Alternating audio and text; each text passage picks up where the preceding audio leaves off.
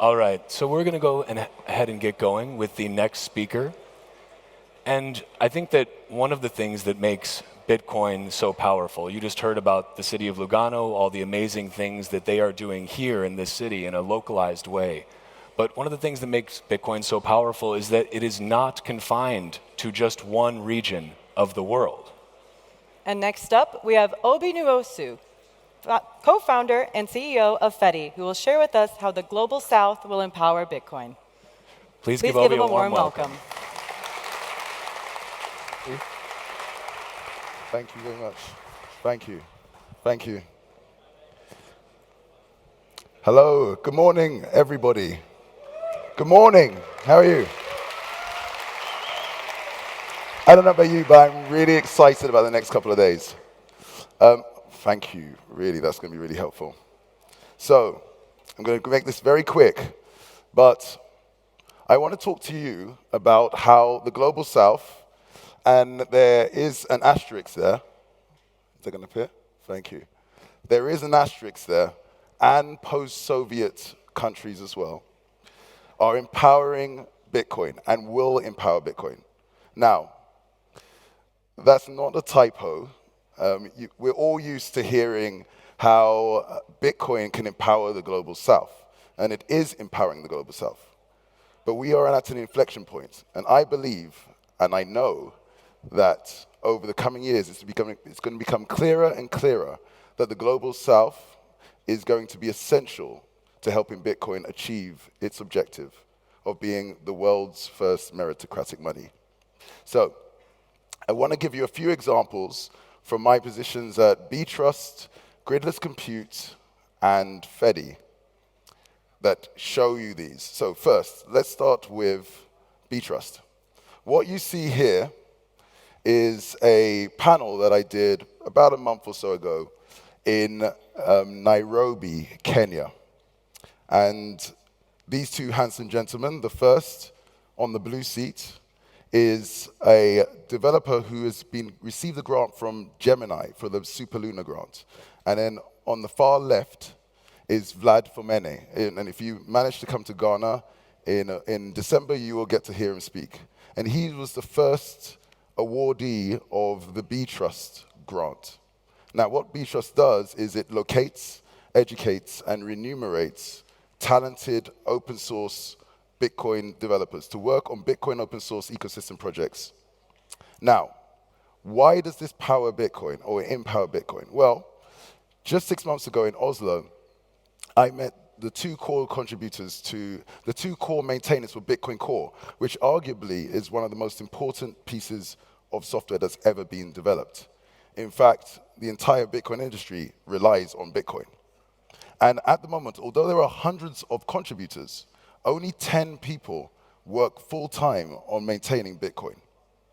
So you can imagine that if over the coming years we can add 1, 2, or even 3 people to work on that on a full-time basis, how much of an impact that will have on increasing the resilience and reliability of that. And that is common across all Bitcoin open source ecosystem projects.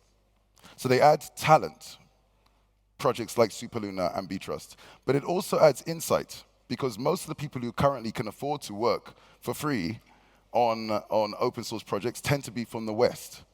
What we can do is bring in the rest of the world, which will add different opinions and different viewpoints, which ultimately makes Bitcoin stronger. Now, let's move on to mining. So imagine a scene. You're in rural East Africa. Right now, you're too far away from any major city or town to be connected to the grid.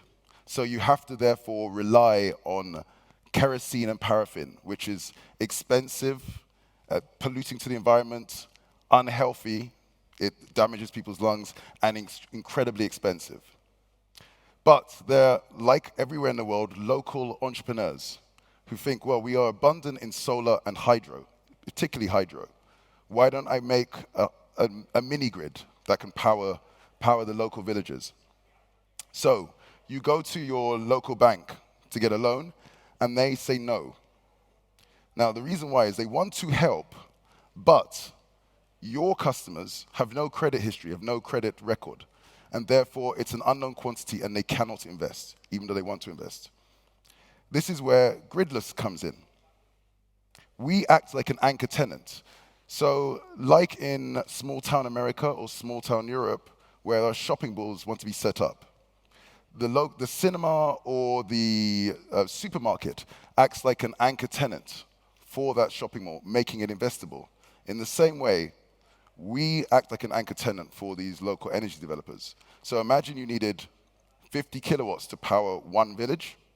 Instead, we suggest they make it 70 or 75 kilowatts, which doesn't change the cost of producing this development, mini-grid, but we can then cover the additional 20 to 25 kilowatts, and we can produce a product for the next 5 to 10 years, which has been on sale globally in an international 24/7 market for over a decade, with a team that has experience of the highs and lows and navigating them for over a decade as well. The energy developer goes back to the bank, they get the loan, and the local village gets clean, inexpensive, healthy, renewable electricity. Now, this isn't just theory, this is happening now. This is Kahinduini Power Station, micro hydro, 70 kilowatts. We're going to be taking up about 20 kilowatts of this power for mining. And you can see it's run of river, so the river keeps flowing. Run of river means and then this it pipe has no just ecological has the damage. offtake from the river up here. And around there is a village of about 1,000 people who a year earlier were 100% kerosene and paraffin, and now are 99% electricity. And a year later as well, the energy developer goes back to the bank with a 500 kilowatt project for 4 more villages, and the bank immediately says yes, and with plans of 16 more in the following year. And there are multiple entrepreneurs like this all across East Africa, and we have interest from West, Southern Africa, and North Africa as well. Now, why does this empower Bitcoin? It clearly empowers these villages. 2 things. 1, decentralization.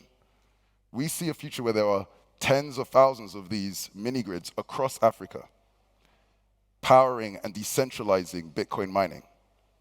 And guess what? After someone has moved from paraffin to electricity, renewable electricity, it will be over their dead body that they will let you turn off that Bitcoin mine. And positive energy use cases. This is one of a growing number of examples of a win-win-win for every single person in this play. The only people who maybe don't succeed are the people who are selling dirty, expensive kerosene and paraffin. And finally, Fedi. Now, before I talk about Fedi, I need to explain how Fedi Mint works, which is the thing that powers Fedi. Now, and before even Fedi Mint, we have to understand the current state of custody. One thing to understand, wherever you custody is where you interact, where you trade, where you buy. That is going to be the base of your world. Like the web browser is the base of your internet experience. It's the same, or the computer is the base of your computational experience. Where you custody is the base of your interaction with the financial world. At the moment, we have 2 options. First is first-party custody. Now, this is the gold standard. Actually, it's the Bitcoin standard. It's the absolute best if you can do it. If you have the financial means, which most people in the world don't, if you have the technical means, which most people in the world don't, and if you are not afraid, which most people have been trained to be afraid to take self-custody of their money. Now, that is improving over time, but the vast majority of people are still not comfortable with self-custody or not capable of accessing it. So that currently leaves them with the other option, third-party custody. Also, I call stranger custody, where you give your money to a third party, normally a regulated exchange. Now, there are certain circumstances that make sense, especially, for example, high-frequency trading and so on. But we do not want a future with billions of users using Bitcoin and all of them custodying it on a half a dozen or so exchanges. That would make CBDCs look like a walk in the park. So this is where Fedi Mint comes in. It provides a different form of custody to get people off those exchanges. It's a form of community custody where communities come together to elect to form a multi-party community wallet run by the most trusted members of the community. We call them guardians. And it has privacy built in using a technology which is nearly 40 years old, WAGMI and eCash. Inexpensive payments using Lightning. And also something we haven't communicated before, but it's highly extensible. So, for example, we are able to add features, as we're showing today, like hole punch to this.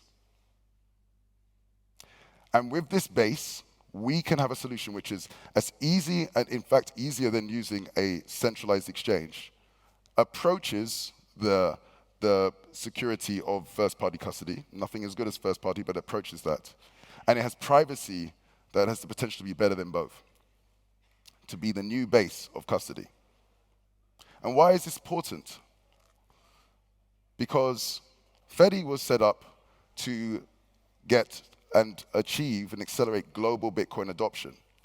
But we focus first and foremost on some of the most disadvantaged or persecuted people in the world. People who are not only in the global south, but living under the yoke of authoritarian regimes and dictatorships. For example, many locations in post-Soviet Europe, for example. And so we first try to roll this out to those communities, but more so, we gain incredible learnings. One thing we've learned is that for Bitcoin to achieve global adoption, it's going to have to be done at the community level, community at a time. One example, we did, just for the beta of the product, we asked, we put up an advert on our site to say that we're looking for people to, community leaders, to help us beta the product. Within 6 weeks, we had several dozen communities approaching 1 million people. And that's the power when you roll out a community at a time, as opposed to a person at a time. And it's also important to understand that if we get to hyper-Bitcoinization, the vast majority of people's day-to-day expenditure is within their community. Their rent, their local travel, their food. It's within their local community compared to their international or their internet purchasing.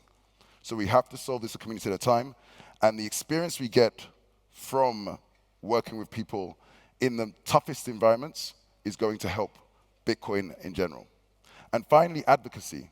Because when we share these stories of these, as you can see here, these brave women and men, and you will see today and tomorrow their stories again, it helps to change people's minds, even if you think that they can't be changed. And we've made so much progress in the last few months.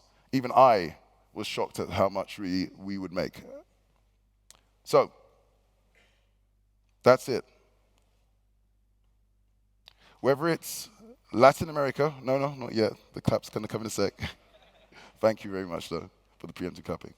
Whether it's Latin America or Africa, whether it's the Middle East or post-Soviet Europe, Global South and post-Soviet regions will empower Bitcoin and help it achieve its ultimate objective, which is to be the best form of meritocratic money the world has ever seen. Thank you very much.